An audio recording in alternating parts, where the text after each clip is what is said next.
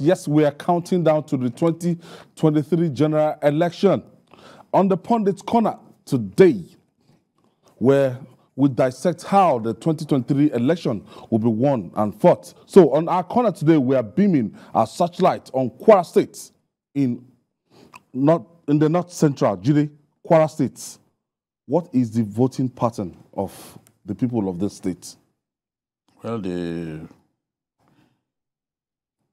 Kwara politics was dominated for a long time by the PDP, first by the APP, later by the... In 1999? APP was the first to produce governor, and later PDP, when Saraki became governor, and then today APC successfully kicked the PDP out of power through the Otoge revolution in 2015. Of 2015 and of 2019.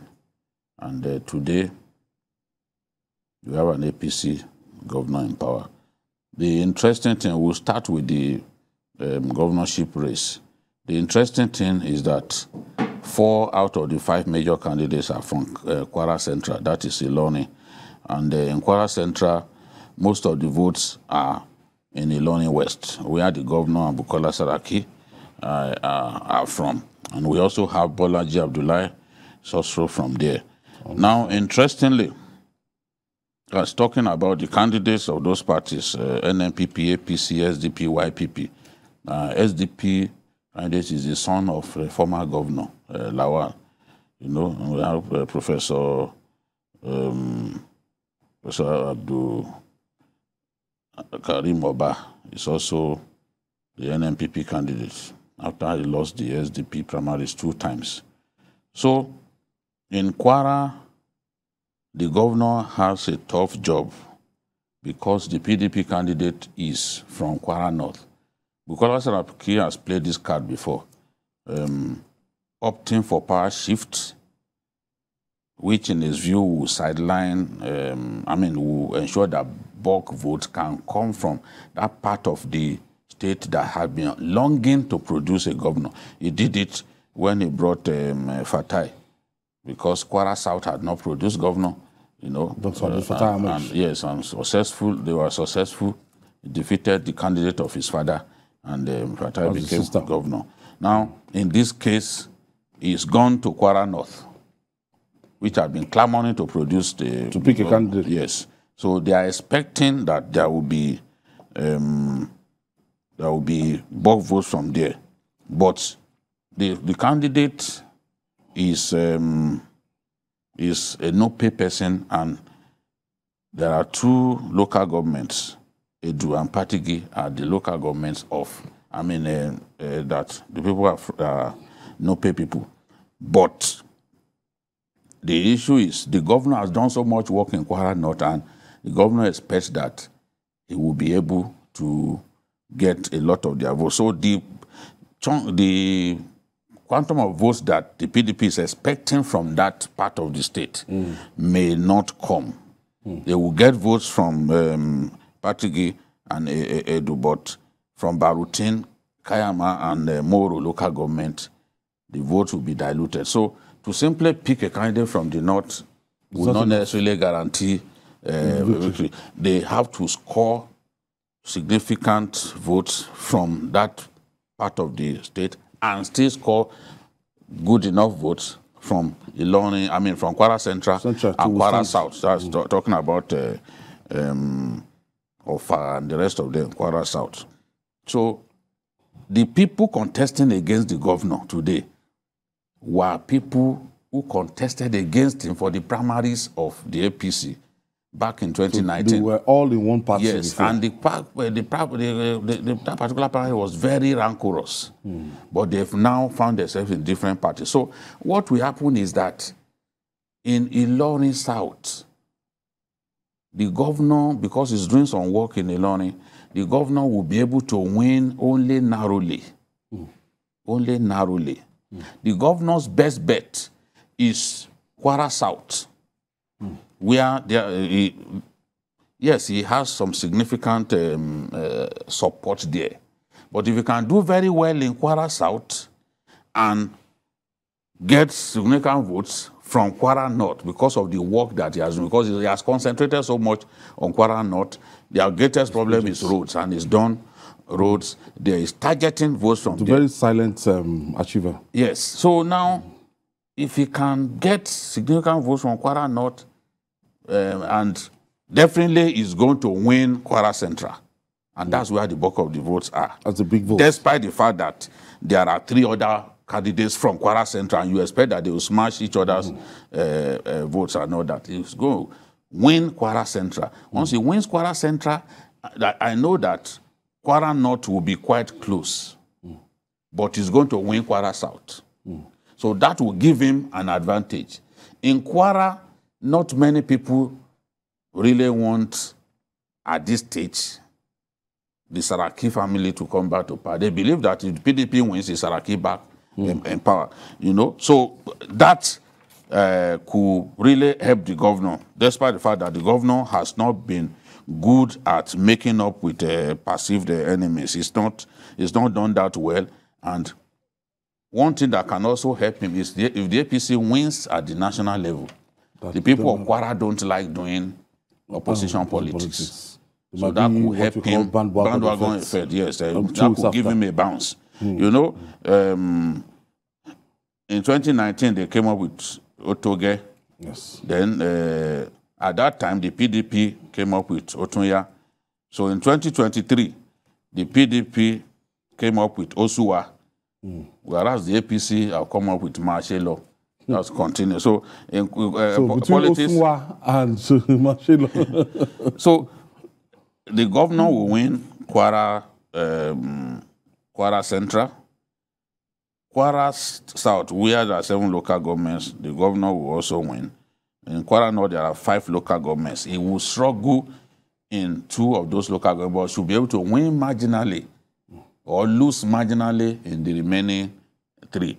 That should give him an edge over others and enable him to win the race. So I'm predicting that Governor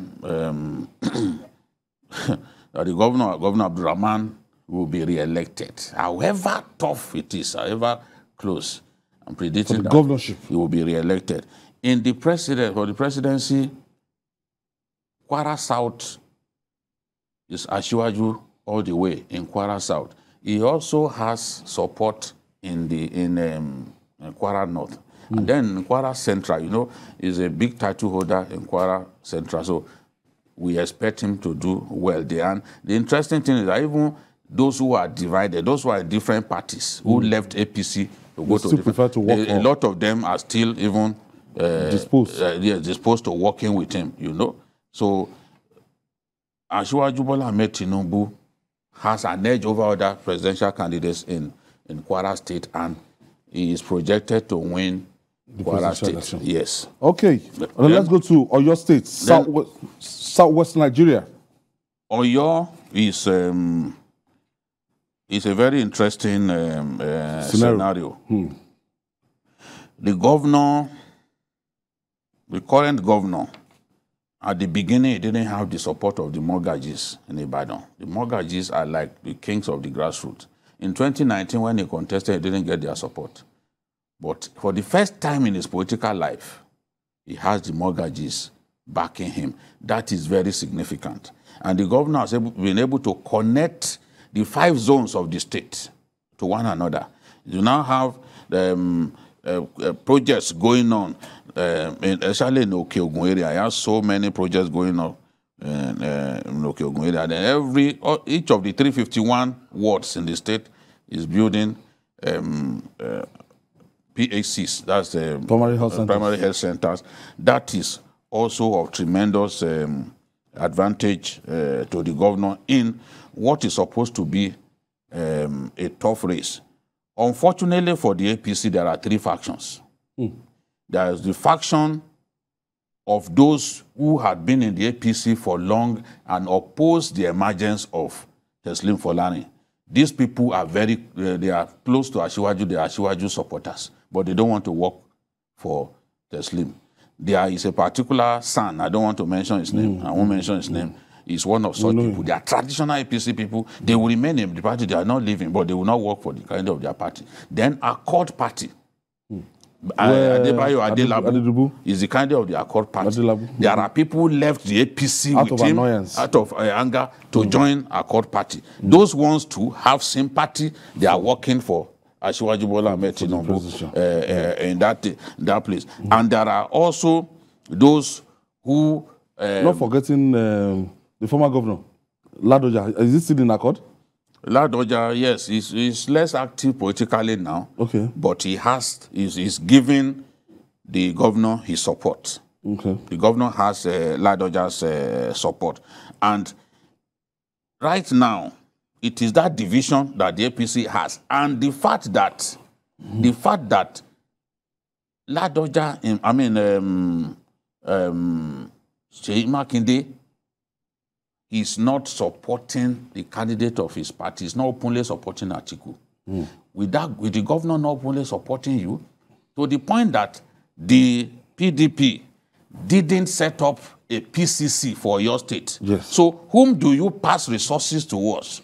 Who is coordinating the campaign in the state? That is a problem. And if you try to go through the normal channel, the formalized channel through the party, it may end up in Seyi Makinde's hands.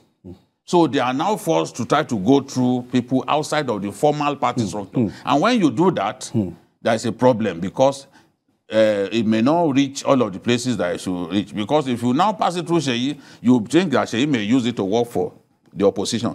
Where a governor openly refuses to support the candidate of his party.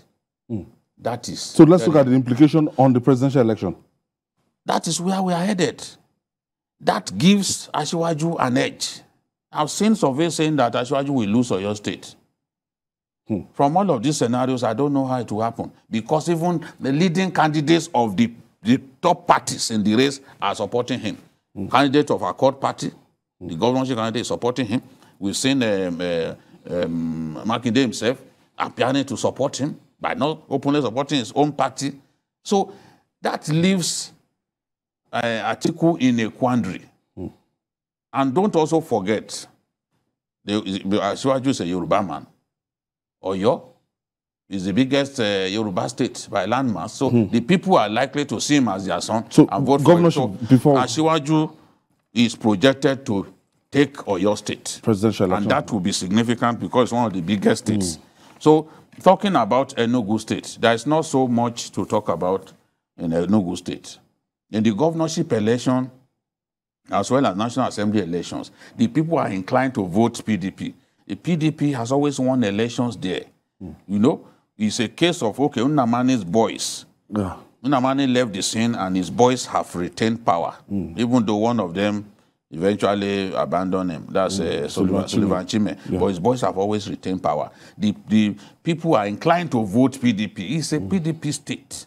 They're inclined to vote PDP in the governorship election, and National Assembly and State Assembly election. But in the national election, that's the presidential election, it's a massive vote for Peter Obi. That is what I project. In fact, Peter Obi's Labour Party. In Enugu. Yes.